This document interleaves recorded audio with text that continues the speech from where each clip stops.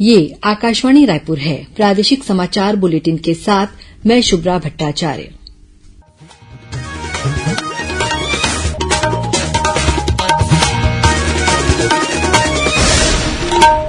और अब पेश है आज के मुख्य समाचार। प्रधानमंत्री नरेंद्र मोदी ने आज महाराष्ट्र के वाशिम से पीएम किसान योजना की 18वीं किश्त जारी की। धमतरी में आज से शुरू हुआ जल जगार महोत्सव। अंतर्राष्ट्रीय जल सम्मेलन में भाग ले रहे हैं देश विदेश के विशेषज्ञ।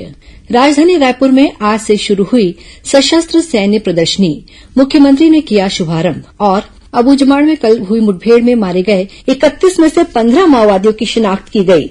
इन पर 1 करोड़ रुपए से अधिक का इनाम घोषित था। अब समाचार विस्तार से।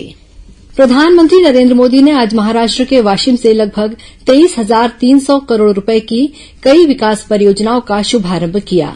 श्री मोदी ने पीएम किसान योजना की 18वीं किस्त भी जारी की। इस अवसर पर उन्होंने कहा कि देशभर में 9 करोड़ 4 लाख से अधिक किसानों को 20,000 करोड़ रुपए से अधिक की राशि का प्रत्यक्ष वित्तीय लाभ मिला है। मुख्यमंत्री विष्णुदेव साय राजधानी रायपुर के साइंस कॉलेज मैदान से प्रधानमंत्री किसान सम्मान निधि के कार्यक्रम में वर्चुअली शामिल हुए। इस मौके पर श्री साय ने प्रदेश के करीब 25 लाख किसानों के खातों में 566 करोड़ 77 लाख रुपए से अधिक की राशि अंतरित होने पर प्रधानमंत्री का आभार व्यक्त किया। धमतरी में आज से 2 दिवसीय जल जगार महोत्सव शुरू हो गया है। ये महोत्सव पंडित रविशंकर शुक्ल जलाशय गंगरेल बांध परिसर में आयोजित किया जा रहा है।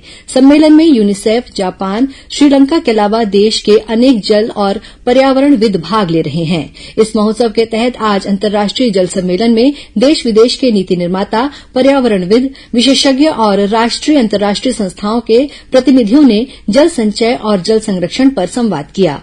उन्होंने जल संचय और जल संरक्षण के महत्व को रेखांकित करते हुए अपने अपने क्षेत्रों के सफल कार्यों की कहानी साझा की। इस दौरान जल संरक्षण के प्रभावी उपायों पर गहनता से विचार विमर्श करने के साथ ही धरातल पर उतारने की कार्ययोजना भी तय की गई।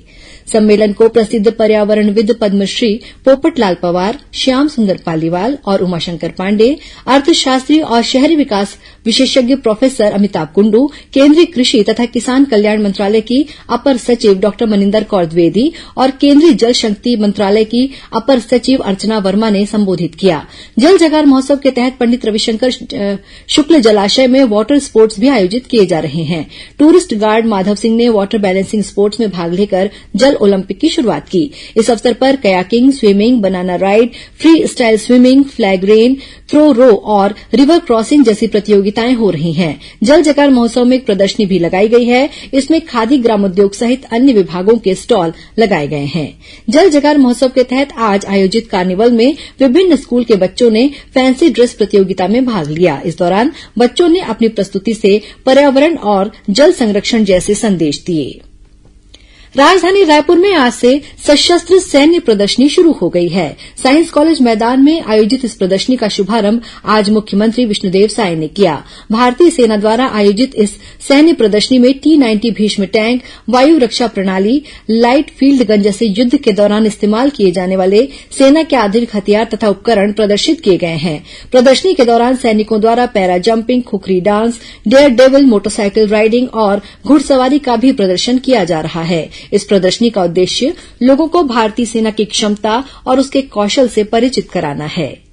समारोह को संबोधित करते हुए मुख्यमंत्री श्री साय ने कहा कि भारतीय सेना अपनी अद्वितीय दक्षता और अनुशासन के लिए विश्वभर में प्रसिद्ध है। जब जब देश पर संकट आया, हमारी सेना ने दुश्मनों को मुंहतोड़ जवाब देकर देश की रक्षा की है। उन्होंने युवाओं से अग्निवीर के रूप में भर्ती होने की अपील की। कार्यक्रम की अध्यक्षता विधानसभा अध्यक्ष डॉ रमन सिंह ने की। इस अवसर पर उप मुख्यमंत्री विजय शर्मा, लेफ्टिनेंट जनरल पद्म सिंह शेखावत और ब्रिगेडियर अमन आनंद भी उपस्थित थे। गौरतलब है कि पूर्व निर्धारित कार्यक्रम के अनुसार यह सैन्य प्रदर्शनी 5 और 6 अक्टूबर को आयोजित होनी थी, लेकिन मुख्यमंत्री ने इस प्रदर्शनी को एक दिन और आगे बढ़ाने की घोषणा की। अब यह प्रदर्शनी 7 अक्टूबर तक चलेगी।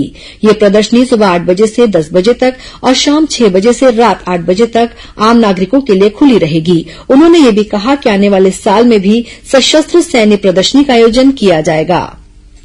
छत्तीसगढ़ राज्य युवा आयोग के नए अध्यक्ष विश्व विजय सिंह तोमर ने आज रायपुर स्थित युवा आयोग कार्यालय में पदभार ग्रहण किया। इस अवसर पर उप मुख्यमंत्री विजय शर्मा के साथ ही मंत्री रामविचार नेताम, केदार कश्यप, टंकराम वर्मा और अन्य जनप्रतिनिधि उपस्थित थे। इस मौके पर श्री तोमर ने कहा कि छत्तीसगढ़ राज्य को विकसित बनाने में युवाओं की महत्वपूर्ण भूमिका रहेगी और वे इस उद्देश्य के लिए युवाओं की सहभागिता को सुनिश्चित करने के लिए काम करेंगे। प्रादेशिक समाचार आप आकाशवाणी रायपुर से सुन रहे हैं। छत्तीसगढ़ की खबरों से है आपका वास्ता और खबरों की विश्वसनीयता से है हमारा वास्ता। आकाशवाणी समाचार रायपुर के प्रादेशिक समाचार बुलेटिन के साथ ही हमारे समसामयिक कार्यक्रम आप रेडियो के अलावा अपने मोबाइल पर भी सुन सकते हैं। आकाशवाणी समाचार फेसबुक, ट्विटर और यूट्यूब पर भी उपलब्ध है। हमारा Facebook page Chhattisgarh news on AIR, Twitter handle CGAIR news और हमारा यूट्यूब चैनल है छत्तीसगढ़ AIR न्यूज। तो अब रेडियो के साथ ही आपके मोबाइल के जरिए भी हम पहुंच रहे हैं आप तक। छत्तीसगढ़ की हर खबर के लिए सुनते रहिए आकाशवाणी समाचार। और अब आगे बढ़ते हैं बाकी के समाचारों की ओर।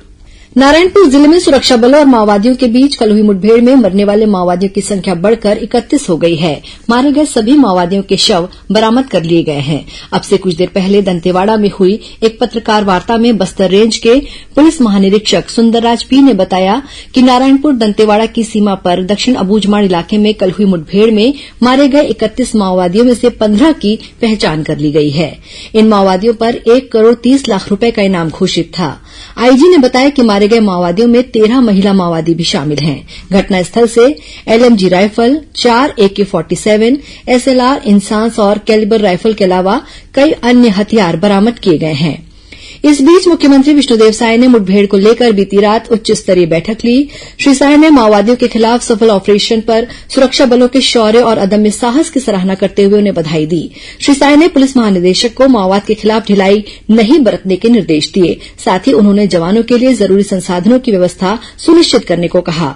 मुख्यमंत्री ने बैठक में स्पष्ट कहा कि राज्य सरकार छत्तीसगढ़ को नक्सलवाद से मुक्त करने दृढ़ संकल्पित है।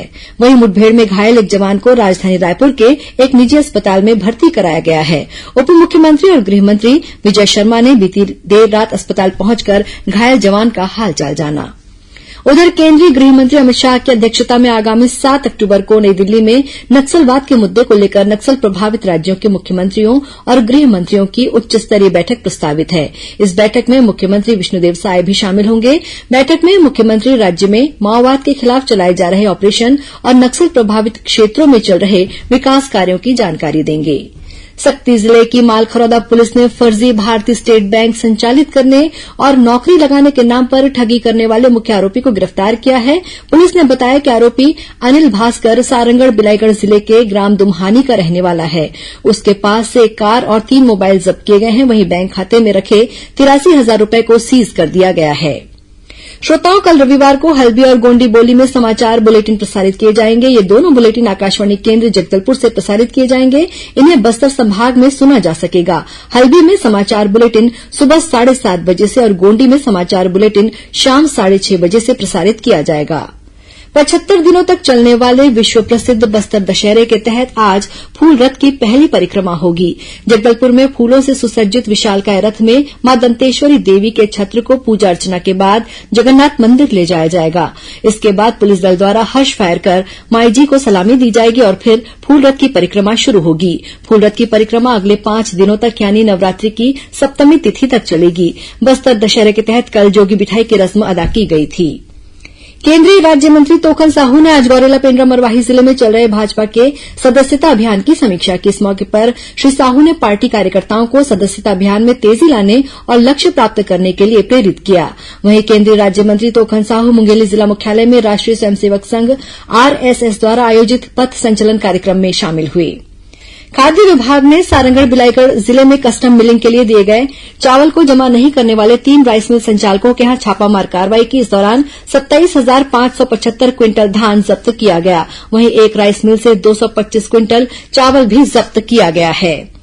और अब पेश है मौसम का हाल। प्रदेश में आगामी 24 घंटों के दौरान एक दो स्थानों पर हल्की से मध्यम वर्षा होने की संभावना है।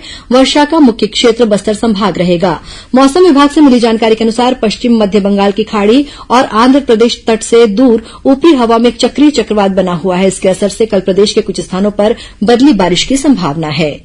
अंत में मुख्य समाचार एक बार फिर। प्रधानमंत्री नरेंद्र मोदी ने आज महाराष्ट्र के वाशिम से पीएम किसान योजना की 18वीं किश्त जारी की। धमतरी में आज से शुरू हुआ जल जगार महोत्सव अंतर्राष्ट्रीय जल सम्मेलन में भाग ले रहे हैं देश विदेश के विशेषज्ञ।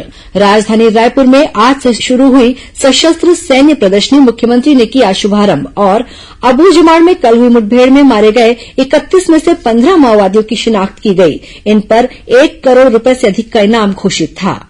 इसी के साथ प्रादेशिक समाचार बुलेटिन समाप्त हुआ। नमस्कार।